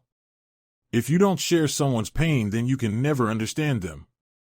But just because you understand them doesn't mean you can come to an agreement. That's the truth, Pain stated as his eyes bore down on him haughtily. Naruto clenched his fist at his side. Take me to the real you. I want to speak to him face to face. Pain, his sword at his side, and spoke. So you figured it out? Naruto nodded. Yeah, I caught on when you stabbed me with that chakra sword of yours. It's a chakra receiver. You can transfer your chakra into people. Control them, disable them, and destroy them from the inside, just like you did to me before. Pain just stood there staring at the blonde with an unreadable expression. You really are something else. It's no wonder that Jiraiya-sensei chose to train you. Your partner is really something too. Neither of you are normal Jinchuriki. That much is clear, but the time for talking is over. Let our actions speak for us. Let me talk to the real you, Naruto said again, trying to get the Akatsuki leader to cooperate. Pain ignored his request and said, Your Sage mode, it won't save you forever. He's right, I only have one chance to beat him if Sage mode is depleted. Then Naruto shook his head as he saw his opponent charge at him with his chakra disruption blade at the ready. You asked me about peace. I will tell you my answer in person or not at all. He shouted as his sword appeared in his hand in a flash of light. You lose, Namikaze. Naruto. Pain shouted as he made to stab the blonde. Naruto parried the blow. Give up. Can I just say one thing? They clashed with their respective weapons. I don't want to hear it. Pain shouted as he broke through and made to stab the Kitsune Sennin. Shuunpa no Jutsu, Naruto thought as he appeared behind Pain in a flash. Futon Hein, white razor-like blades of wind appeared at the edges of his sword. You should give up. Pain turned swiftly, having heard the whisper, and raised his own weapon to block the coming attack, only to have Naruto slice right through it. Thinking I'm gonna give up. What? Pain's eyes widened as his blade was destroyed. Futon Raisenkan. Naruto called out as he slammed his fist into Pain's face. He flew back from the blow, having his face, and crashed into the neighboring debris with monstrous force. I got you now, Pain. Shinra Tensei was barely able to deflect that last hit, Pain thought as he shakily stood and saw that Naruto had picked up the fallen piece of his blade. What's he doing? He thought as he watched the blonde hold it up to the sky. Chakra Nami. Naruto's flared in a massive column of blue and yellow. Shockwaves rippled across the entire battlefield. They weren't strong enough to do much damage, but they did their job. I see you. He's traced my chakra signature. Pain thought with widened eyes as he saw the blonde make a hand seal. Kage Bunshin no Jutsu. 4 clones popped into existence beside him and began to charge 2 separate attacks in each hand. I have to dodge, thought the Akatsuki leader as he heard the distinctive sound, a constant ringing bell. Futon Suin Raisin Shuriken. Naruto called out as he twisted his body while holding both of the chakra shurikens. With one in each hand, he gave a loud battle cry as he threw the 2 at him one after the other. He can actually control 2 of those monsters at once? Pain thought as he jumped to avoid the first one.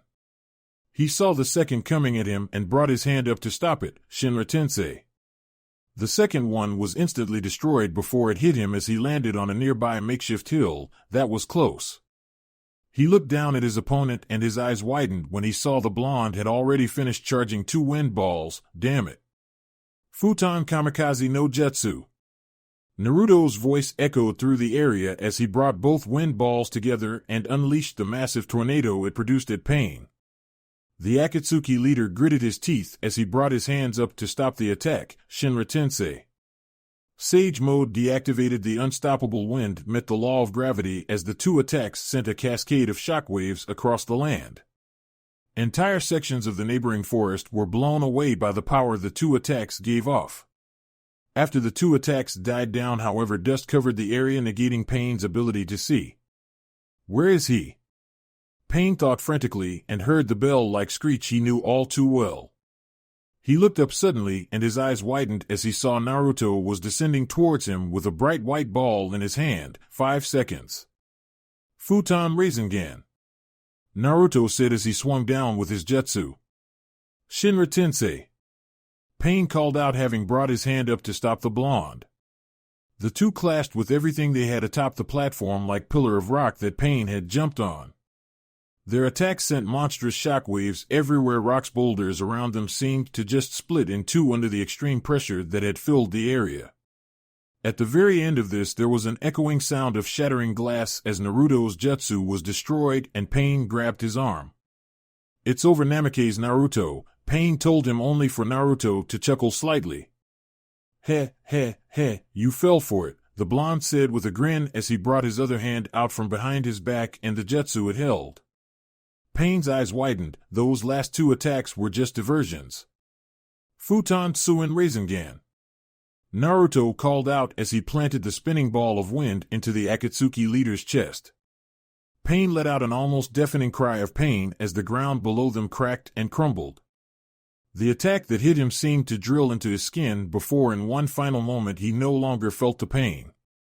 Pain was blown back at high speeds with the attack still ripping apart his body as he traveled through the air. He hit the ground with monstrous force. The impact shattered all of the neighboring debris, which was soon followed by the sound of a deafening explosion. And with that, the Deva path had been defeated. Naruto hit the ground a moment later and ended up sprawled across the dirt. He was breathing extra hard, having used up everything he had on that last strike. He put everything he had into that last blow and knew if that wasn't enough, then nothing would be. He had better be dead after that last hit, Naruto thought as he shakily stood. Are you all right? Katsuyu asked, concerned. I've never been better, Naruto said as he calmed himself down. He slowly made his way over to where Pain had fallen while trying not to drop from exhaustion at any moment. Almost there. He soon found himself standing over the battered and bruised Deva path. He was still relatively intact, but had a large gaping hole in his chest now thanks to Naruto's last attack. Naruto didn't say a word as he removed the numerous chakra receivers the Deva Path had in his body. After the last receiver was taken out, the Kitsune Sennin just stared at Deva's face, thinking over everything that had happened. Naruto closed his eyes and held up one of the chakra receivers, Chakra Nami. His chakra flared again, and after a moment he tossed the receiver away. I need to meet him. You're really going? You should take reinforcements, Katsuyu said as Naruto put her down on the ground. No, I'm going alone, Naruto responded and bit his thumb. He made several hand seals and then slammed his open palm into the ground. Kuchios no Jutsu Tsukino no Kitsune. And a poof of smoked Tsukino appeared in front of him. Hey Tsukino-chan, Naruto-kun? Did you win? The fox asked. That doesn't matter right now, I need a lift, Naruto said as he hefted the Deva Path onto his shoulder. Where do you need to go? Tsukino asked as her summoner climbed onto her back. To the top of that mountain, Naruto replied as he pointed at the nearby mountain a little over a mile away. Fast or slow? The fox asked him. Very fast, Naruto told her, and her tails began to spin behind her at an extreme pace. I hear you, she told him, and a sonic boom, they were off at an incredible speed. Good luck, Naruto-san, Katsuyu whispered, seeing him leave. Chapter 19 The Answer. Fire Country Konoha Crater. Naruto has defeated the sixth pain, Katsuyu informed the assembled group. Everyone immediately snapped their attention to the medium-sized slug with various reactions to the news. Dope Sasuke thought angrily. He did it. Lee practically cheered. What happened? Niji asked. Naruto threw everything he had at Pain and beat him, the slug answered. Is he all right? Sakura asked, relieved at the outcome. He's exhausted, but he's otherwise fine, Katsuyu answered based on her observations. He actually did it, Tsunade said with a small smile gracing her lips. Where is he now? Kakashi asked, wanting to know what his former student was doing. Katsuyu answered immediately, right now he's headed to where the real Pain is hiding. That's reckless, we have to go after him, Niji spoke up and turned to Guy, who nodded at him. But he doesn't want any help, Katsuyu said, catching their attention again. No way, he can't do this alone. He's already weakened, Niji said in disbelief. That's funny considering you all could barely even touch Pain and Naruto took him down by himself. Alone, Yujito smirked at the arrogance the Hyuga Jonin had just displayed. And what would you know Kumonin? Niji asked, activating his Byakugan. Yujito chose not answer as she stood up a moment later and immediately jumped on Rei's back. Rei, we need to get to him now. Very well, Yujito Dano. The horse-sized cat nodded and took off towards Katana Mountain before anyone could stop her. Fire Country Katana Mountain, Conan's hideaway. Atop the mountain towered a tree made of papers which offered protection from forces outside. Tsukino stopped just short of it and allowed her summoner to dismount. Naruto nodded to her as he hefted the Deva Path onto his shoulder again and watched as Tsukino disappeared in a poof of smoke a moment later. He set the body down on the ground just and approached the paper tree. In one swift motion he dug his hands inside of it and pulled the papers apart to create an opening. Knock knock, anyone home? Asked the Kitsune Sennin as he looked inside and spotted two individuals. One appeared to be in some kind of walking chair. Naruto turned a moment later and picked Deva up again before carrying him inside. The hole closed behind him and he approached the two. One was female with blue hair. She stood off to the right but moved in front of the other in the chair as the Kitsune Sennin approached them. Stand back, Conan, the one in the chair spoke. He was clearly male and appeared to have large chakra receivers coming out of his skin. He looked like he hadn't eaten in days, either like he had been starved. All you could see of him was his skin and bone. He appeared frail, like if he were to leave the chair and stand up he would die. Nagato? Conan asked over her shoulder. Are you the real one? Naruto asked the man in the chair. Nagato. Nagato nodded and stared at the blonde. So peace has arrived, eh? After a bit more staring he asked, do you hate me? Now that you see me before you, will you take your revenge? Will you kill me? For the record, I've killed you 7 times already, Naruto shot back as he dropped Deva at Nagato's feet and Conan picked him up. A moment later, you asked me about peace, and I'm here to deliver my answer. My plan is the only way to achieve any sense of peace, Nagato said as a chakra receiver seemed to launch from the chair and struck Naruto in the shoulder. He remained standing, however, as Nagato continued, your role is to be the sacrifice that will allow me to bring peace to the world. That is the right answer, no other. Naruto grunted in pain from the blow. At this range, I can easily control you with my chakra. You shouldn't underestimate me. Naruto shouted at him as he pulled the receiver out and shrugged off Nagato's chakra. How? Nagato asked in thought, since no one had ever been able to resist his attack at this range before. That's when he caught sight of the boy's eyes. They were still slitted like we're normally in Sage mode, but there was a red line around the eye's natural blue color. He's using both his Sage mode and Kyuubi's chakra at the same time? Impossible. The concentration needed to perform such a task is ridiculous, bordering on ludicrous.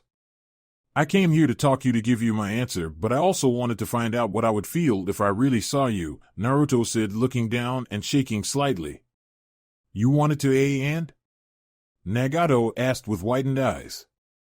I really want to kill you, Naruto answered as killing intent flooded the room. They just stood there for a moment staring at one another. I want to kill you so much I'm trembling. For what you did to Ero Sennin, for what you did to Konoha, for what you did to Yujito. You can't forgive me, you're only human after all, Nagato said as his eyes seemed to soften slightly. Sage mode deactivated, yeah, but Ero Sennin, he said the day would come when people would truly understand each other. He had faith, you have none, Naruto said as his eyes returned to normal and he set his Sage mode on recharge. It's too late for Jiraiya's idealism now, that's just not realistic. You are working for your own justice and that's fine. You're not God, but can you really believe Jiraiya's nonsense after seeing the reality? Nagato asked him. Naruto shook his head. When I found out you were his student, there was something I really wanted to ask you. If you were his student, then how did you turn out like this? I mean, Ero Sennin had other students. One was my father, and I know for a fact he did everything within his power to protect people no matter who they were. How did you end up like this? I want to hear your side of the story before I give you my answer. All right, I'll tell you of our pain, Nagato said with a sigh. Conan looked over at him and spoke, Nagato, that's just a waste of time. Just hurry up and... Wait, Conan, I want to hear his answer, Nagato interrupted. He closed his eyes as he spoke to Naruto. I have 2 sources of pain. One is my parents' death. It was in the midst of the Second Great Shinobi War. 2 Konoha shinobi came into our home one day looking for food. They didn't know anyone was in and we hid from them. We were afraid that they might kill us. When we tried to sneak away, I knocked over a vase by accident and it alerted the Konoha nins to our presence. They thought we're their enemy and tried to kill us. Father tried to hold them off, but I see Naruto nodded in understanding. That's when my Rinnegan awakened. I slaughtered the 2 Konoha nins in a daze. I didn't even know what happened until the next morning. My mother and father died for a war Konoha started. I can never forget the pain of that day. It still hurts even now. As the pain turned to hatred, my powers bloomed within me. Later I would realize that it was I that had killed those Konoha nins. I buried my parents at the nearby graveyard. Even ninja respect the dead, so I knew they wouldn't be disturbed. I said my goodbyes and left home alone with only a few provisions, enough to keep me alive for a day or 2. I traveled around and asked for some food from the neighbors, but they couldn't spare any food. I soon grew hungry and came across a dog that wouldn't stop following me.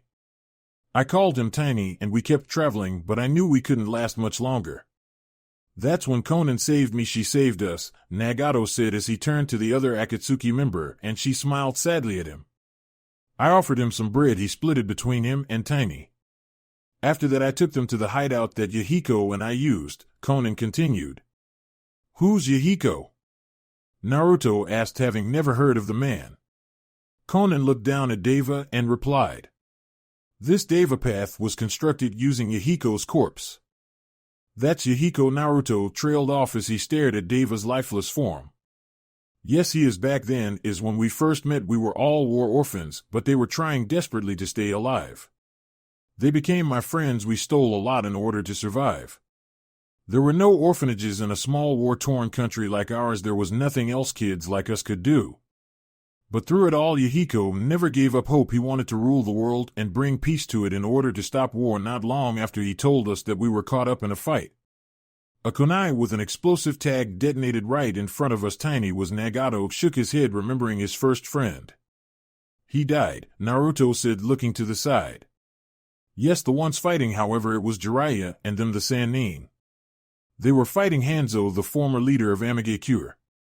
Afterwards, we set out trying to find some ninja in hopes of getting some training and becoming stronger so we could stop bad things from happening to those we care about again. That's when we found him, Jiraiya. I couldn't accept any Konoha means. You should understand that. He saw Naruto nod slightly, so he continued. Jiraiya, however, was different. Not long after the four of us began living together, something happened. What happened? Naruto asked, wanting to know. A lone ninja attacked us. He nearly killed Yahiko, but I fought back. I did it unconsciously. Apparently, I had some special power. It was the Rinnegan. Afterwards, Jiraiya began teaching us ninjutsu. He wasn't keen on teaching us those before, but decided to anyways. He said they were for self-defense, but I think they were mainly a way for me to control the Rinnegan. I was scared of my own powers back then. I was filled with hatred.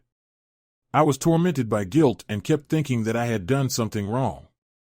He saved me, and without realizing it, I came to accept him. However, despite this, he could never discover the answer to eliminating hatred and pain. Not like us, but I knew the answer right away. I just wanted to protect those close to me no matter how much pain is caused. Nagato paused, letting Naruto assimilate everything he had said. You wanted to protect your precious people, Naruto said softly, remembering the words of his first real friend. Do you have someone precious to you? After 3 years of training, we'd grown stronger in body and mind, but his words stayed within my heart. He said he felt that my Rinnegan could be the answer. He felt that I was the reincarnation of the Sage of Six Paths, the founder of the shinobi world. Jiraiya entrusted me with that piece and then left us. Yahiko became our leader soon after, and our gang grew famous overnight. Everyone agreed with our desire to create peace without relying on brute force, but the world was still the middle of a war between the three great powers Iwa, Suna, and Konoha. Hanzo, the leader of Amigakure, heard the rumors about us, and since he could no longer ignore us, wanted to use us to begin peace negotiations between the three great nations. But that was a catastrophe. We were just children. Nagato's fists clenched in anger. What happened? Naruto asked, concerned. Because of him, Yahiko died. It was a trap. Hanzo was afraid we'd wrestle control of Amigakure away from him, and so decided to eliminate us. The next day, when we arrived at the assigned place, Konoha's Black Ops were waiting for us along with Hanzo and his minions. Hanzo had joined forces with Konoha's Danzo to destroy us. Danzo wanted Hanzo's help in becoming Hokage, and Hanzo wanted Danzo's help in protecting his position. Hanzo held Konan hostage and told me kill Yahiko or he would kill her. Yahiko was killed by me a few seconds later, and that is the second source of pain I have. I thought I had grown up, but nothing had changed. It was just the same as when my parents had died. I realized that the answer I had was worthless. I managed to free Konan and wreak havoc on the Konoha and AIM forces. Yahiko was dead though, and after that I became the leader of our gang in his stead. I lost many friends in battle after that. So many people just kept dying. People in the larger countries talk about peace, yet they hypocritically fund wars. Their peace is built on the sacrifices of the smaller countries. Your peace is violence towards us. There can never be true peace in this cursed land. What Jiraiya spoke of was nothing more than a fantasy. You've heard my story, so let me hear your answer, Nagato finished. What you said may be true. I think you're right, Naruto whispered, looking down, having heard everything he needed to. He put his hand in his coat and pulled out a small book that Nagato seemed to recognize, however. Konan looked on, confused, not recognizing it, but clearly seeing the effect it was having on Nagato. If you recognize this, then you also know it is another path for you to take. All you have to do is believe. I refuse, Nagato said instantly, having not taken his eyes off of the book in Naruto's hand. How can I believe Jiraiya now? That book doesn't mean anything. There's no such thing as real peace. It's impossible as long as we're living in this accursed world. Then I will break the curse. If there's such a thing as peace, I will find it. I won't give up. I already know how I'm going to try and do it, Naruto told him. You, that's Nagato trailed off, surprised. What's wrong, Nagato? Conan asked, worried. My answer is this: I will unite the world under one banner. One country, one military, one ruler, one lord, Naruto told him, making both him and Conan go wide-eyed. My plan is to bring all of the nations together, unite them all, and then completely obliterate the ninja system from existence, he continued. You're going to try and erase everything the Sage of Six Paths set out to do? Nagato asked as he stared at the blonde.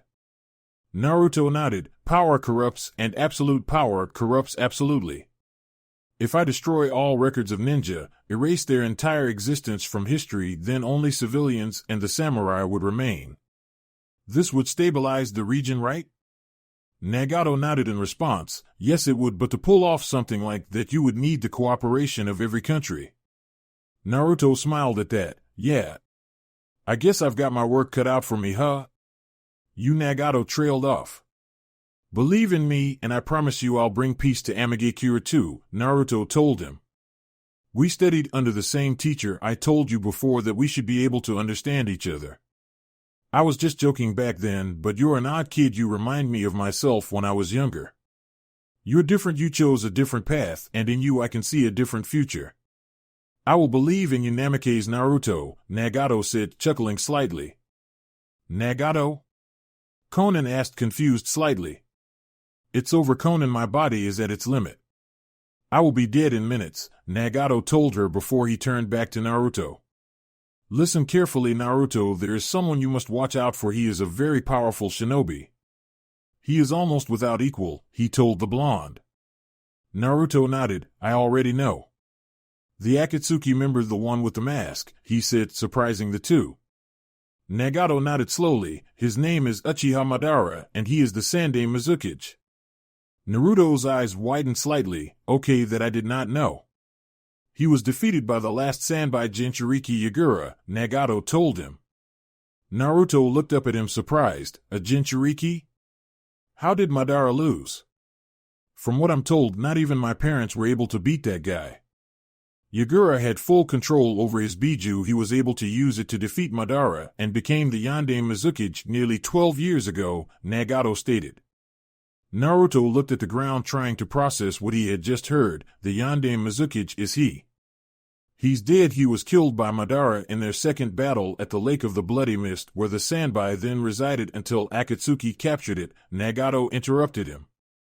I see, Naruto said, barely above a whisper. Nagato Conan trailed off as she looked at him.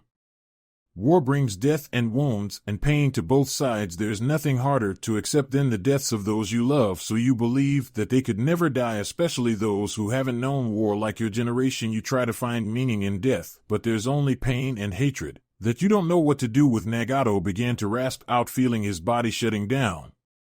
I know, Naruto told him. Dying like trash, never-ending hatred, pain that never heals, that is war, that is what you must face. Naruto, that book and you, it's like someone set this all up, or maybe this is the hand of a real god. Nagato trailed off as he closed his eyes, and the paper tree around them slowly began to fall apart, revealing the sunlight. Continue on and bring this world true peace. His shoulders slumped as he trailed off and his breathing stopped. Conan wiped away the tears which were now freely falling from her eyes, having lost yet another close friend. She too and sent the papers she controlled to engulf Nagato and pull him out of the chair. He was completely covered with papers and hovering beside her now, as she soon did the same to Yahiko as well. You're taking them, right? Naruto asked her as he looked over at her. She nodded, yes. I will give them the funeral they deserve. What about you? I don't want to think you just returned to Akatsuki. Naruto trailed off. Conan shook her head. I'm through with Akatsuki. Yahiko and Nagato were everything to me. They entrusted their dreams to you. Nagato believed in you, and I will too. Amagakure will help you make that dream come true. Naruto nodded with a smile. Thank you. He turned away from her and made a hand seal. I suggest you leave while you can. I'm erasing all traces of your presence from the area Kage Bunshin no Jutsu. Konan nodded as two clones popped into existence beside him. Until we meet again, Naruto. She took off a moment later with the bodies of her two closest friends. Sage mode reactivated. Here we go. Stage 6, Naruto whispered as he held out his hand and the clones began charging his new jutsu. This particular jutsu required all of his chakra reserves, while in Sage mode it was a one-shot kill move and the true jutsu designed by Namikaze Minato.